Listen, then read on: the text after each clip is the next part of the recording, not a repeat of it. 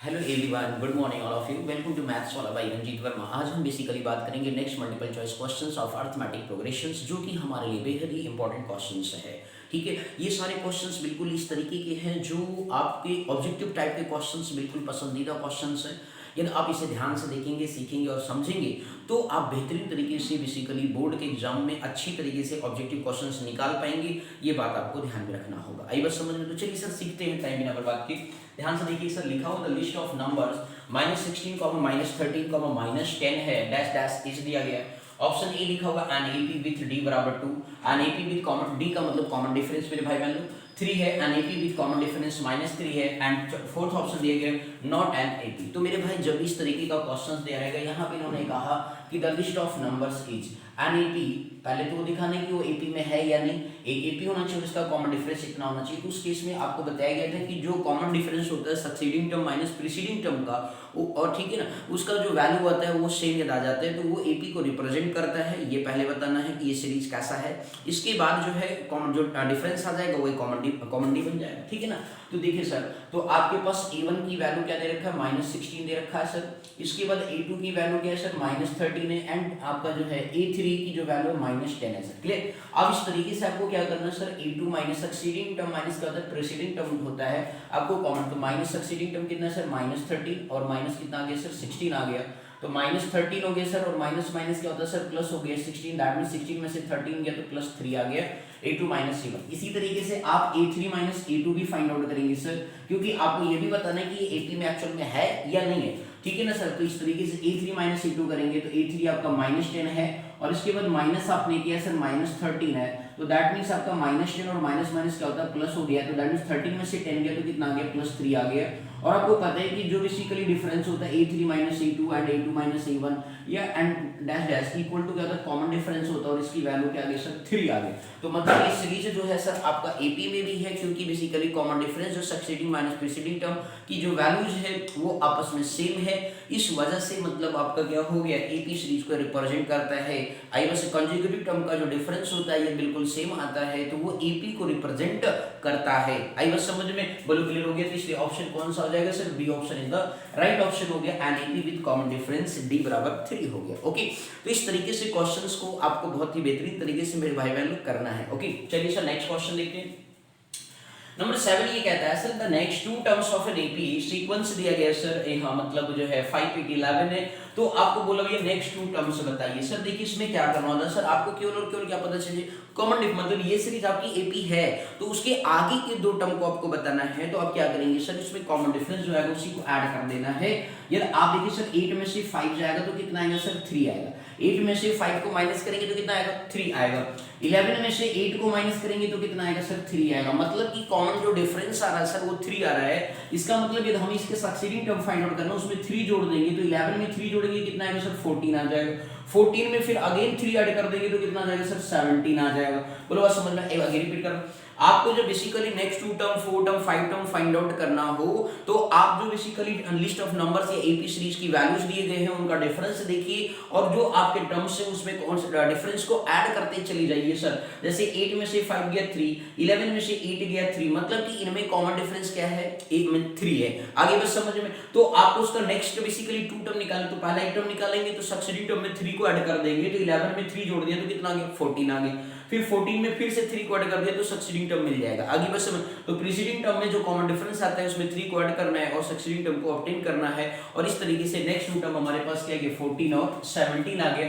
Option B is the right answer हो गया sir. बोलो आया समझ में या नहीं मेरे भाई बहनों, क्लियर है? अब इस तरीके से नेक्स्ट करते हैं क्वेश्चन नंबर 8 के बारे में बात करते हैं सर। ध्यान से देखिएगा, इसमें लिखा in an AP if a बराबर 5 एंड d बराबर 3 एंड n बराबर क्या लिखा हुआ सर, 10 लिखा हुआ है। तो then the value of a 10 is, अब बात है सर जी, एक एपी सीरीज आपके सामने दिया गया, यहाँ पे फर्स्ट टर्म पता, कॉमन डिफरेंस पता है एंड नंबर ऑफ टर्म्स भी पता है सर। तो वैल्यू ऑफ 8 10, मतलब आपको यहाँ पे क्या ध्यान देना चाहिए sir, nth term of an AP actual में होता क्या है।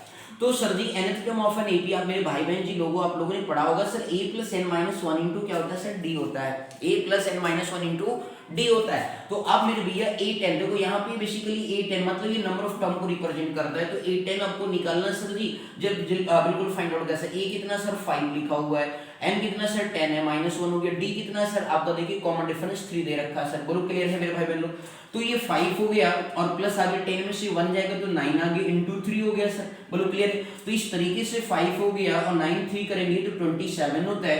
27 में 5 जोड़ेंगे, 7 5 कितना हो गया 12 हो गया, कैरी 1 आया 2 1 3 हो गया, 32 ऑप्शन आ गया सर जी। ऑप्शन देखिए 4 दिए गए, बी ऑप्शन बन रहा है 32। आप इस तरीके से टिक लगा देंगे सर। बोलो आया सभी को समझ में आने क्लियर। अगला नेक्स्ट क्वेश्चन देखते हैं सर, 9 नंबर में क्वेश्चन देखते हैं। बहुत ही अच्छा क्वेश्चन है, ध्यान से देखिएगा।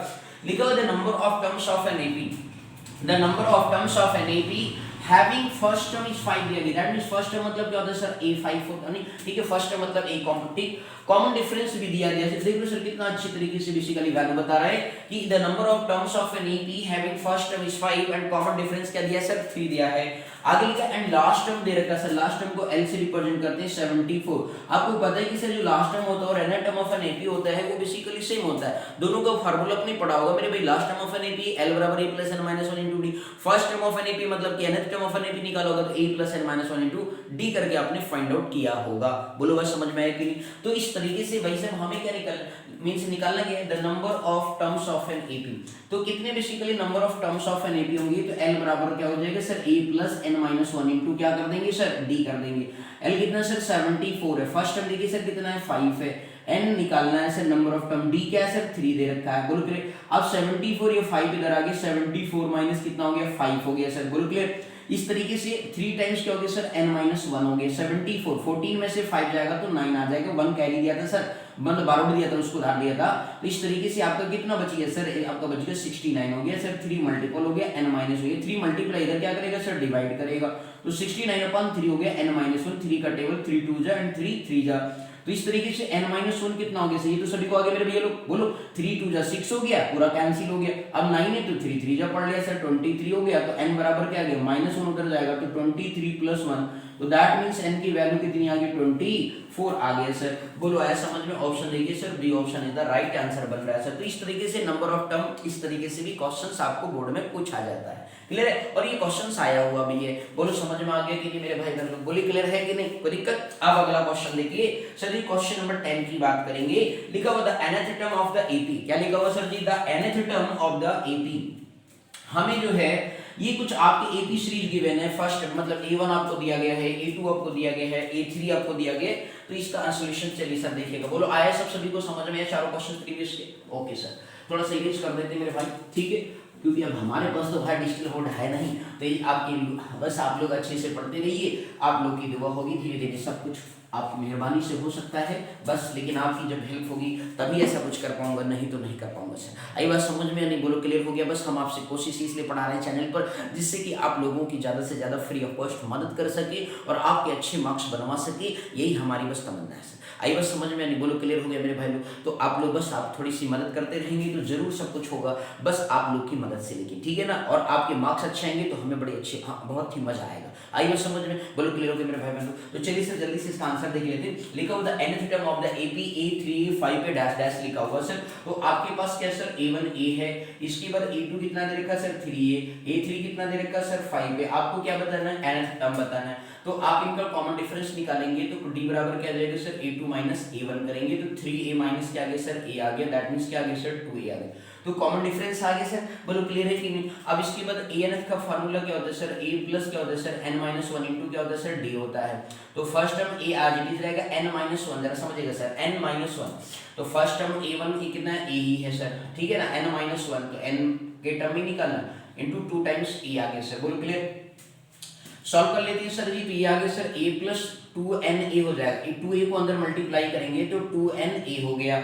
इसके बाद 2a इंटू माइनस 1 करेंगे तो कितना आएगा सर माइनस 2a आएगा। आएगा ना सर जी, देख लीजिए सर a तो फर्स्ट टर्म a वहां पे ऑलरेडी भी है, कोई दिक्कत नहीं। n माइनस 1 हो गया, d आपका कॉमन डिफरेंस है, common difference second term minus first term कर दिया सर जी, कॉमन डिफरेंस आ गया। अब वैल्यू पुट कर दिया sir a plus n minus 1 into 2a।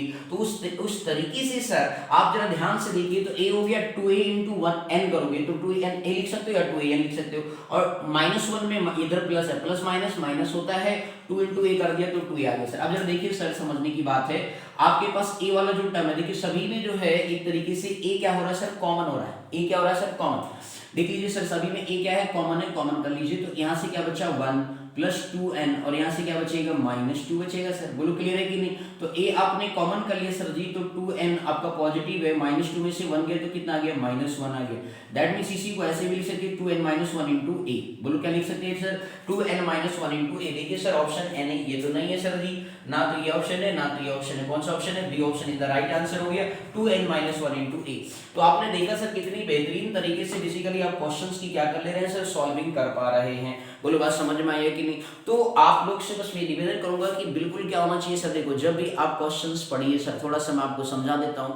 देखिए सर जब भी आप बेसिक कॉन्सेप्ट को पढ़ रहे हैं, क्वेश्चंस को बहुत ही ध्यानपूर्वक लगाएं कि प्लस माइनस। सबसे पहले गलती लोग कहाँ करते हैं सर, सबसे पहला मिस्टेक करते हैं प्लस माइनस में। आई बात समझ में नहीं। तो ध्यान से साइन कन्वेंशन को आपके दिमाग में होना चाहिए, सारे कॉन्सेप्ट जो बेसिक फार्मूलाज हैं वो सारे आपके कॉन्सेप्ट में होने चाहिए, तभी आप ऑब्जेक्टिव क्वेश्चंस बिल्कुल कंप्लीटली सही कर सकते हैं। ए टू मतलब जितने भी 1 से लेके 20 तक जितने भी क्वेश्चंस आएंगे मल्टीपल में, वो सारे आप सभी तभी कर पाएंगे जब सारे कॉन्सेप्ट आपके क्या होंगे, अच्छे होंगे सर जी। और आप बिल्कुल अपने आप पे कॉन्फिडेंस बिल्डअप कर लेंगे। तो कॉन्फिडेंस बिल्डअप कब हो सकता है, जब आपके बेसिक कॉन्सेप्ट क्या हो सर, क्लियर होंगे। जब कॉन्सेप्ट क्लियर होगा तो आप में कॉन्फिडेंस होगा। यदि कॉन्सेप्ट क्लियर नहीं होगा तो आप तुक्का चलाएंगे। चलो तुक्के पे कभी 20 का 20 सही नहीं जाता सर। आई बात समझ में। मानता हूं सर आपका लक बहुत ही अच्छा होगा, फिर भी 10-15 तक सही जा सकता, फिर भी 5 क्वेश्चन गलत हो गया, मतलब ये 5 क्वेश्चन मतलब 5 नंबर के, दैट मीन्स 1% का क्या हो गया सर, गलत हो गया। तो इस तरीके से आपको अपनी स्ट्रेटजी बनानी होगी कि मुझे कायदे से क्वेश्चंस के पहले बेसिक क्लियर करने हैं, सारे कॉन्सेप्ट क्लियर करने हैं, और फिर जाकर के अच्छी तरीके से अपने अंदर कॉन्फिडेंस लाना है, और फिर क्वेश्चन ज़्यादा से ज़्यादा क्या करना सर, प्रैक्टिस करना है। ये सब जब आप सारी चीज़ें कर लेंगे तभी आप एक गुड मार्क्स की तरफ जाएंगे और फुल में फुल पा सकते हैं सर। आई बात समझ में नहीं, बोलो क्लियर होगी। तो ओके सर, नेक्स्ट वीडियो में मिलते हैं नेक्स्ट कॉन्सेप्ट के साथ, नेक्स्ट मल्टीपल चॉइस क्वेश्चंस करेंगे और काफी बेहतरीन क्वेश्चंस होगा, ये भी बात करते हैं, ठीक है ना सर। तो आगे चल, thank you so much sir watching this my video, thank you.